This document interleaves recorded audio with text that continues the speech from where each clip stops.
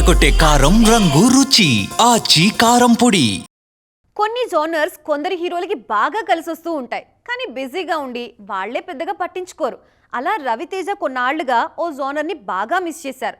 ఇంకా చెప్పాలంటే మాస్ మాయలో పడి పట్టించుకోలేదు కూడా. ఇన్నాళ్లకి తనకి బాగా కలిసొచ్చిన ఆ జోన్లోకి ఎంట్రీ ఇచ్చారైన. ఈసారి అన్ని శుభశకనాలే కనిపిస్తున్నాయి కూడా. మరి ఈ కథ ఏంటో చూద్దామా?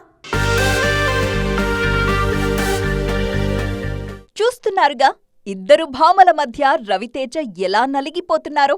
ఇలాంటి కాన్సెప్ట్లు పండక్కి భలే వర్కౌట్ అవుతూ ఉంటాయి కదా.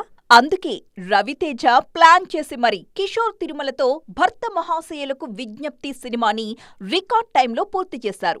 సంక్రాంతికి పర్ఫెక్ట్ రొమాంటిక్ ఫ్యామిలీ ఎంటర్టైనర్ తో బరిలోకి దిగుతున్నారు మాస్ రాజా.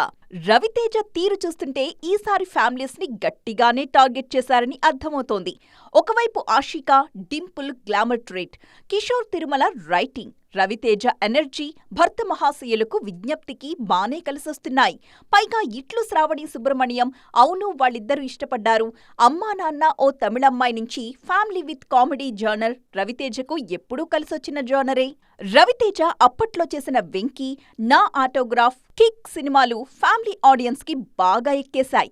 అలాగే గత 10 ఏళ్లలో రాజా ది గ్రేట్ సైతం కుటుంబ ప్రేక్షకుల్ని బాగా అలరించింది. మధ్యలో మాస్ మాస్ అంటూ ఈ జానర్ వైపు కన్నెత్తి చూడలేదు రవితేజ. ఇన్నాళ్లకు మళ్లీ భర్త మహాశయులకు విజ్ఞప్తితో మరోసారి ఫ్యామిలీస్ ని టార్గెట్ చేస్తున్నారు. మరి ఈసారి ఏం జరుగుతుందో చూడాలి.